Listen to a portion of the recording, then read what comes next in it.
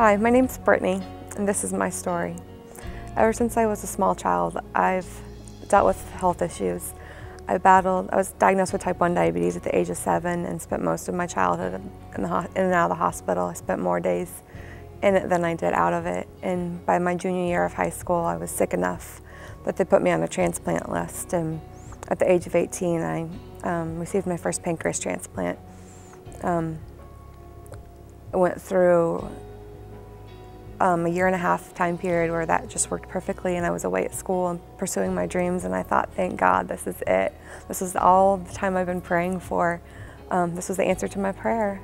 And one day in school, I got sick and it cut off its own blood supply, and I barely made it back to the hospital in time and ended up really sick, ended up on pretty much on my deathbed. And I remember the doctors walking through the door and looking at my mom and just saying, this is all we can do for her. You should call the family, and there's nothing else we can do.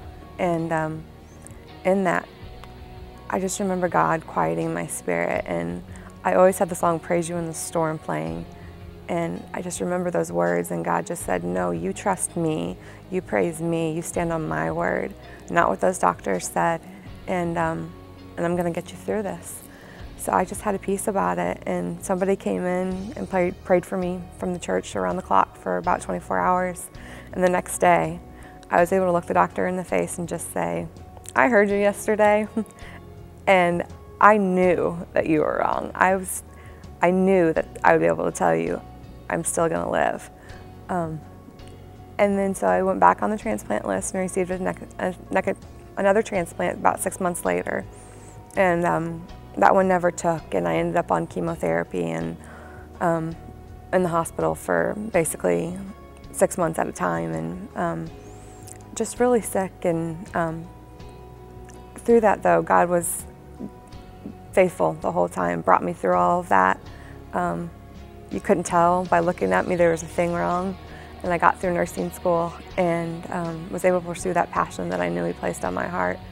And since then, I knew that I was called to missions and been able to start pursuing that, and the roadblocks I've hit along the way just never surprised me.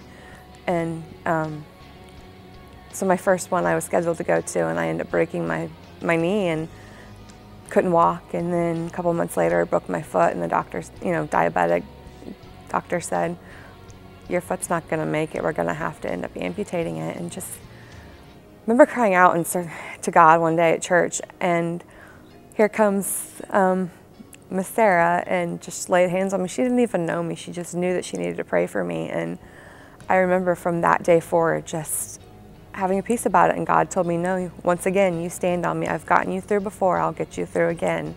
You stand on my word and my promises. So for 6 months, I stood on His promises and went to the doctor with him repeatedly telling me, it's not getting better. It's not getting better.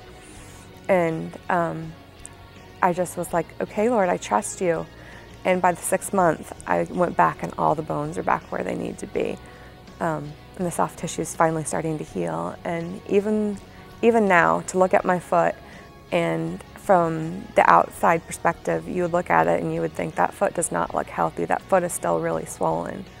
But what you don't know is God's healing it from the inside out. He has to strengthen the bone for the foot to heal, to be strong enough to support that tissue, for the swelling to go down. And God has been so faithful to me in all of those circumstances, never failed me along the way. And even though I get frustrated and those roadblocks and I don't understand why, like, faithful no matter what. And so I just feel like even though I struggle at times with the here and the now, God's faithful in the long run. And this year I've just really learned to trust Him in those instances where it doesn't make sense and the rest of the world around me says you have no hope, because ultimately my hope lies in Him.